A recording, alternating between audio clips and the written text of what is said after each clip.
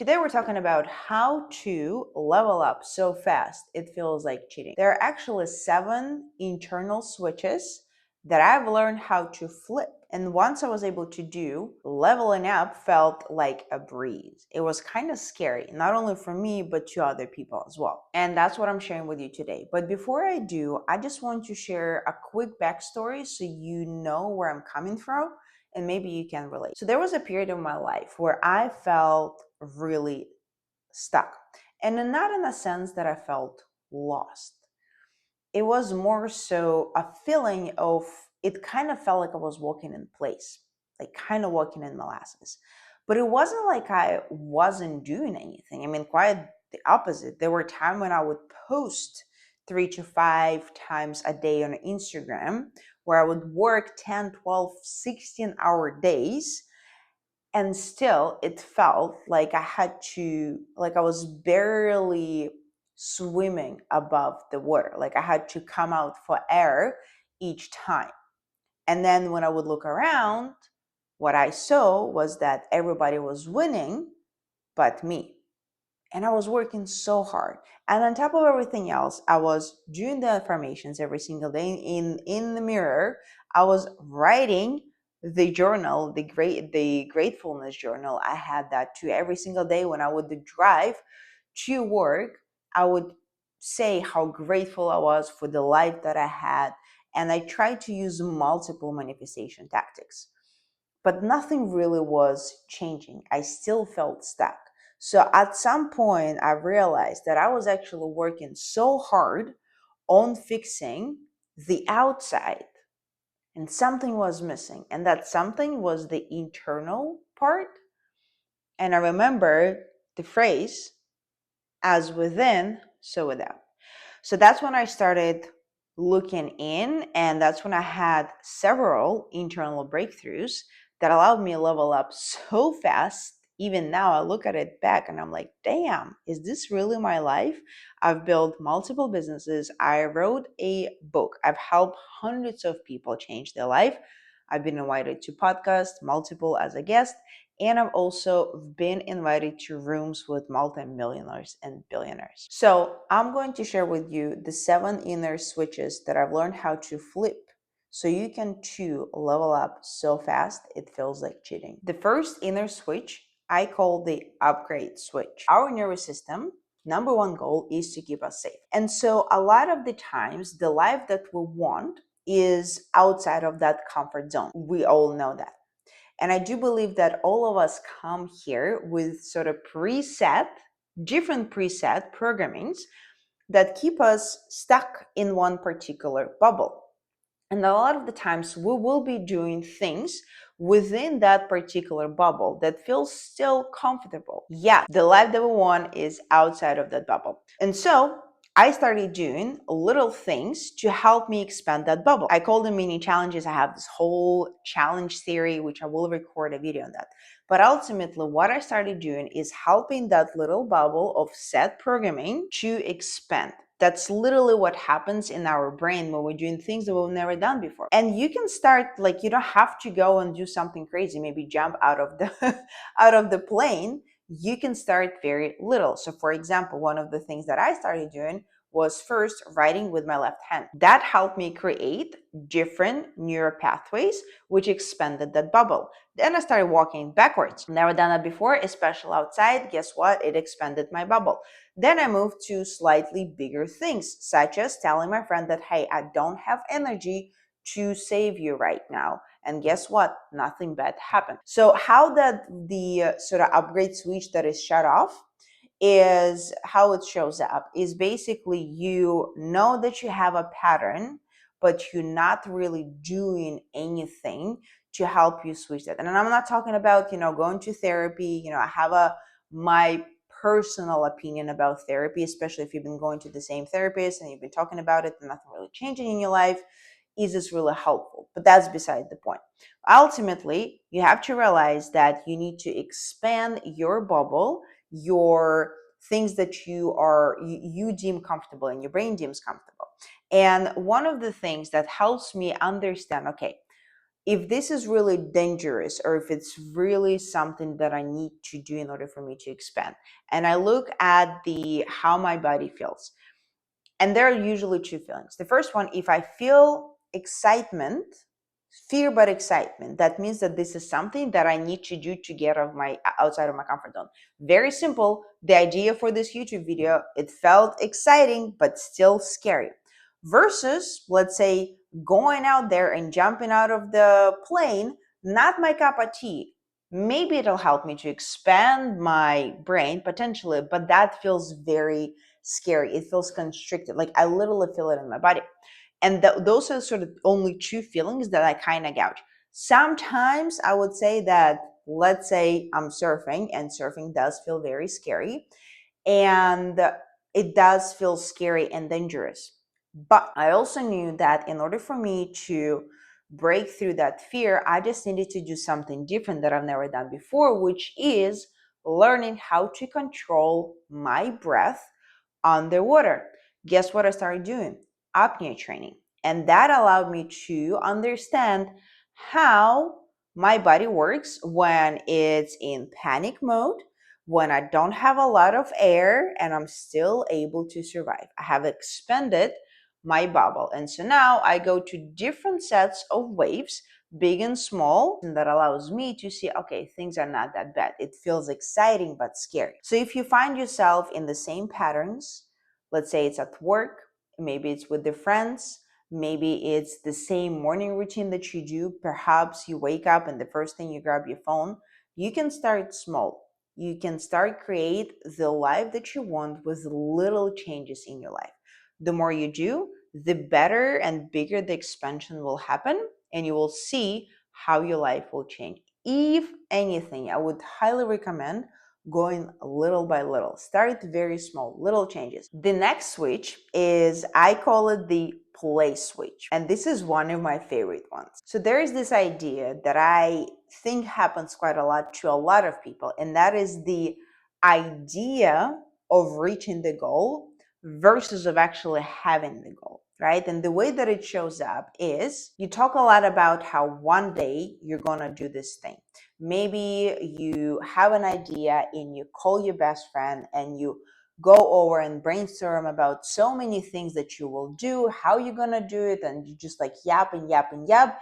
And once the goal is ended, you feel really good about it, but a couple days go by, couple of weeks go by, nothing really happens. Nowadays, it could even look like maybe you do a bit of a brainstorming session with ChatGPT or OpenCloud, which I used to do a lot. And maybe you even buy the notebooks and the stickers and you write everything out. You write all of the goals and all the things that you're gonna do, and maybe for the first 1, 2, or 3 days, you take in actions, but then boom, you stop. Well, I used to do a lot of that. And the reason was because I was addicted to the idea of having a goal, not the goal itself, because the goal itself is never the goal. The goal itself is actually the process. It's the road that you're taking on. And I have a perfect example of that. When I first came to the States, one of the first things that I did was actually going hiking. I come from a country where we don't have mountains. It's a very, like the maximum that we have, like, a couple of hills, but it's a very flat surface. So I've never seen mountains with my own eyes, never mind going hiking. And so for the first time, I go to the Mount Washington in New Hampshire. If you've ever been there, you know how difficult some of the hiking trails can be. Well, I was there with my cousin, and she was crazy about hiking. So she said, let's go. It's going to be the greatest thing ever. Anyways, she told me about all of the really cool and awesome views that you get once you get to the top. I got excited about it. I was like, well, I want to see it, especially when she showed me all of the pictures. Then we start. And I go and I start and we go and I complain every step of the way because it was hard. I've never done it. It was exhausting. It was uncomfortable. I was hungry. I didn't have the right shoes, the right clothes, enough water. It was a disaster. But the second I got there, I thought to myself, oh my God, not only I'm seeing this view, which is great, by the way, but the thing that really makes me feel good is the fact that I have gone through this entire challenge to get here. And it's been 16 years, almost 17 years, and I still remember it like it was yesterday. And so I try to take this idea and this thought with me in any idea or the goal that I have. And I know you've heard it before, you have to fall in love with the process, but it's not the way that you think. So let me put it this way. Everything in life is perspective. So for example, somebody can look at my life and say, oh my God, she travels all the time. She has to go to the airports and it's always going through, the checkups. It's always looking at where I'm going to be staying next, the tickets, the this and that and that. And somebody can look at my life and say, oh my God, she gets to travel the world. She's been to so many places. She's met so many great people and she tried a lot of really cool things. I tend to be the person who thinks like, holy bloody shit, this is amazing. But I have friends who think that this lifestyle is horrendous. And they both right. I'm right and that person is also right because it's all about perspective. So if you think that the journey to your goal is going to be boring, it is going to be boring. If you think that the journey to your goal is going to be a challenge, it is going to be a challenge. So instead of having sort of preset idea of what it's going to be like, what I tend to do is I turn everything into play. And I'm not saying you have to do anything crazy, but what I really do is I put on the childlike glasses. I become curious. I wonder how it's going to look like if I do X. I wonder what is going to happen if I do Y. And that allows me to stick with even the most challenging parts. And it feels really weird at first, but ultimately it allows me to stay with it, to try it, to do something different, and then I do reach the goal. All right, the switch number 3 is I call it the mirror switch. And I know there's this idea of like, decentering man and decentering friends and this and that and stuff like that.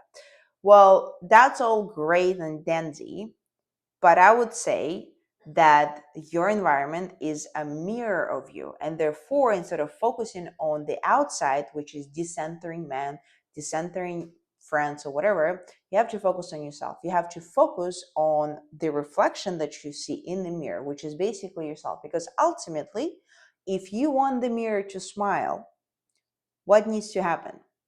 You have to smile first, and then the mirror, of course, will smile at you back. How it shows up is, and this is what was happening in my life is, and maybe it is for you, is you might have ideas, but you go outside and you validate or try to validate through other people. You ask them questions, you're not sure, you kind of cannot make a decision, you go back and forth, like whether it's a good idea or a bad idea, should you do it, should you not do it, when you should do it, how you should do it, and you just kind of go and ask people around. And the worst thing is you change your opinion or your idea based on what the other person say. Worse yet, you change whether or not you're going to listen to the person, how you perceive them to be, their status. So let's say you speak to a friend who is a brokey and they might have a really good idea for you and they will validate your idea. They'll say, hey, like this is a good idea.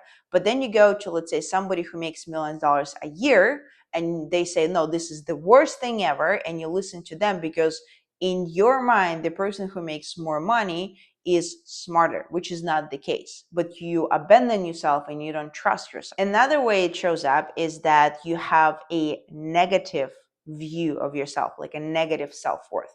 I used to have that to the point when I was thinking to myself, how can anyone love somebody like me? Yes, it was that bad and I had to work on that. But you have to understand that if you have a negative view of yourself, you will be attracting people just like you, because again, the reality is the mirror. If you want the reality to change, you have to change what you see in the mirror, which is yourself. You have to increase the view of yourself, and it has to be a positive one. And so how do you fix that? Well, you start from within.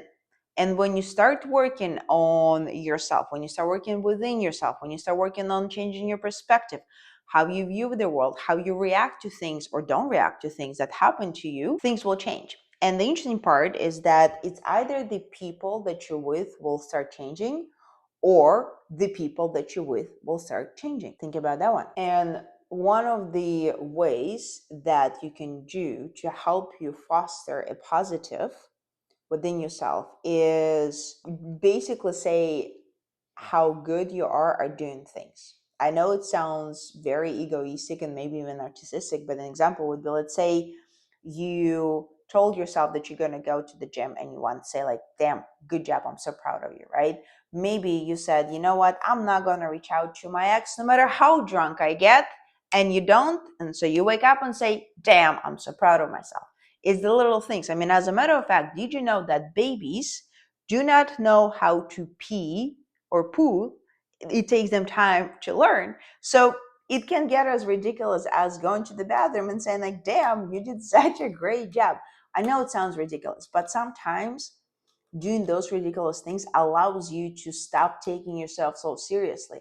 And then you will start seeing how great of a person you are. And then once you start accepting yourself, other people will start accepting yourself. And that's how you flip the mirror switch. The switch number 4 is the proof switch. This is my favorite one because, as we all know, hopefully, is that your confidence growth from action. We don't wait until it's done to feel confident. We become confident while we're doing something. This is why the journey is the one that you learn to love, because as you take in steps, as you're moving forward, you become confident that you can do. So I'll give you an example. And again, this is kind of coming back to the challenge theory. But at some point, I decided, you know what? I want to be able to hold a plank for as long as I can. But I have to see, I don't know how long I can. Like I gave myself 5 minutes. And every day I would hold the plank. I started with 1 minute and I would add 5 seconds. I was able to hold the plank to 2 minutes and 45 seconds. And when I did that, I was like, damn, this is really cool. I'm able to do that. Can I do 5 minutes? Probably. I need to put more time and effort. But at the same time, it gave me confidence that, A, I have a strong core, I have a strong body. Therefore, when I'm out there surfing, I can do really cool things, which again grows my confidence. And the action allows you to build the proof. When I was just starting out as a marketer, I remember that there were times when let's say somebody hired me to bid the control or like to fix their marketing issue. And it was so hard. I couldn't figure it out. And I remember being really down on myself. Old programming, it comes back and just like, ooh, you're this, you're that, you don't know how to do whatever. And my mentor told me, listen, Lana, you need to do one thing. Go right now to your computer, to your Slack, everywhere, Facebook, and take a bunch of screenshots that say, how great of a job you did. And every time you feel this horribly, go and read that, because that is proof. That is the reality that you can do this thing. Right now, this feels like you can't, but just a blip on the radar. You have a proof, a bank proof, that you can do it. And so with the same things in life, you do little challenges, you take little actions, write them down, take pictures, take videos, build your bank of proof that shows you that yes, you can do that, and that builds your confidence. Okay, switch number 5 is the identity switch. Now, there is this idea that like your self-concept is what's running the show. But I like to challenge that and say that it's not even the self-concept, it is self-identity, because concepts are much easier to fix. But the identity is something that is so engraved into our psyche, and it's really hard to change. And to prove that, all you have to do is just step aside from anything political, okay? Put your thoughts and ideas aside and take on the identity of the observer and try to see how polarizing both parties, at least in the United States, are. How one part or party hates the other, and it's vice versa. And all because of the identity. How hard it is to convince one party of the fact from the other one. Why? Because of the identity. Identity is extremely hard to change. Even in marketing, we have the concept of selling to the identity, because once we can push through that, then we can help to change a couple of things. That's how NLP actually works. And the identity from a neuroscience works very simple. Neurons that wire together, fire. Neurons that fire together wire together. This is a Hebrew learning, go look it up. But ultimately, is the identity that is running your show. So how does it show up? Well, it's the negative self-talk. That would be the first thing that would give it out what kind of identity you have of yourself. It's the things such as I'm old, I'm stupid, I'm so dumb. And the hardest part about it is that a lot of the times you say those things and you know that this is not a good thing to say, and it shows up like you're saying something and you go like, you kind of laugh about it because you know that your body doesn't feel comfortable saying that, but your brain has this identity, so you say that, and then you kind of piggyback and saying like something has to like kind of release that negative energy. That is the biggest giveaway. I used to do that. Sometimes I still do that, especially when it comes to age. And I will say something like, oh, I'm so old. Haha. And I'm like, fuck. That's not true. Why am I saying that? And that's being aware is like one of the first steps to change, which is great. And so the best thing that you can do that I do is kind of coming back to the proof switch. But ultimately here, what you do is you stop the train of thought, because your thoughts are quite often like a train that is on track, and it just kind of goes and goes and goes and goes, and maybe it goes around and around and around, and it's there and it's kind of spiraling and it's going down. So the way that you stop that is you ask yourself, is this true? Are these thoughts are true? For example, if I say, well, I'm so dumb, well, is this true? Let's take a look. Where's the proof bank? Well, graduated two colleges, have 2 degrees, graduated American college, university with the magna cum laude, built 3 businesses, speak multiple languages. Does this sound like a dumb or stupid or not smart person? No. Do my friends always tell me like, wow, you are so wise, I never thought about it? Yes. So that is the truth. And it's basically the way that I think about it. If I were to go back with the analogy of like the train, the only way you can stop the train is either you push the brakes, which is really hard to do, or if you drop a bloody boulder on the train. And so the truth, the asking yourself, is this truth, is actually dropping that boulder. Now, switch number 6, I call it the backbone switch, and I think it's going to ruffle a few feathers, but we're going to go with it. For a lot of women and girls, like the idea of being like, the cool girl, the easygoing girl is like the way to like get the guy or like be loved by a lot of people. And I know this because I used to be like that. And some people say that, women do that so that they can feel chosen, which is very true. But I think the reason we do that is because we don't really have a backbone. And what I mean by that is we don't know what our values are. We don't know what we stand for. There is no strength in our belief. And I'm not saying that you have to believe in like something to the point where you're blind, but at least, for example, right? I have a belief that it goes against something with my, some of my friends. I am against the one night stands, and I don't think that, it's very empowering for women to just open their legs and let anyone in. And I don't think that there's a lot of women that enjoy that, but I'm not judging it. You do you, to each their own.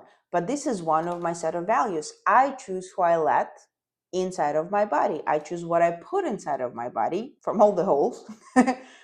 But ultimately, this is my value, and I stand by it because that is my backbone. And that's something that allows me to have my opinions and my ideas. And I'm not saying that I'm not willing to be challenged, not at all. That's where growth happens. But at the very least, if there is a conversation that kind of goes into this, for example, angle, I will be able to stand my ground, and nobody is going to change my mind because I have a set of values. And that's what makes me me. I don't care if somebody likes me or doesn't like me. I don't care if the guys come and say, oh, like you're such this and that. You're not my person. You don't respect that. That's fine. But I choose myself. And in some cases, it's easier to do than in others. But ultimately, ask yourself, what are my values? What do I stand for? What I believe is allowing me to carry myself in the best way possible and also attract the right people for me. When I say the best way possible, it's not for everyone, but for yourself, so that you can create the life that you proud of, that you enjoy living, because ultimately we only got one shot at this whole thing. And the last switch is the truth switch. So there is this thing, what I used to do quite a lot is I would actually go and ask people for their opinions. What do you think of this thing? What do you think of this thing? Like, I would ask a bunch of people before I would make a decision what I should do with my life. Sounds ridiculous, doesn't it? But a lot of people do that. And sometimes what also people do is they're waiting for a sign. And this is where, like kind of the idea of manifesting, like you ask God for something and you just sit there, or the universe, and you sit there and you just wait. But ultimately, again, even God says that, you gotta first smile, aka take action, do something, and then everything else will kind of fall into places. But when I say the truth switch, what I ultimately started doing was I was asking myself, if I knew how to do X, how would I do it? And my brain would come up with ideas. They wouldn't come right there and then, but ultimately later on, the solution would show up. And I started doing that after there was one period of my life where I was literally left to figure out a thing on my own. There was no time to go ask anyone. There was a time difference. My mentors or were sleeping because they were in the United States. I was in Dubai. I needed to make a decision. And that decision single-handedly could have either broken the bloody launch for one of the biggest clients that I've ever had, or it could absolutely crush it. And I had to make a decision. Couldn't ask anyone, really couldn't. And from there, I made a decision. I was certain on that decision. It felt good. I just went for it and we absolutely crushed it. And then at that time, I asked myself, if I knew the answer, what would I do? And the answer came to me right away. And from that point, it was back 2022 and 2023. Whenever I need to make a decision, or if I don't know something, or if it feels like I'm lost, I usually ask myself, if I did know, what would it feel like? The reason being is because we all have access to the source. We just need to learn how to ask and give our brain enough time to come up with the ideas. So I hope this video is helpful. If you did find it helpful, let me know in the comments and I will see you in the next video.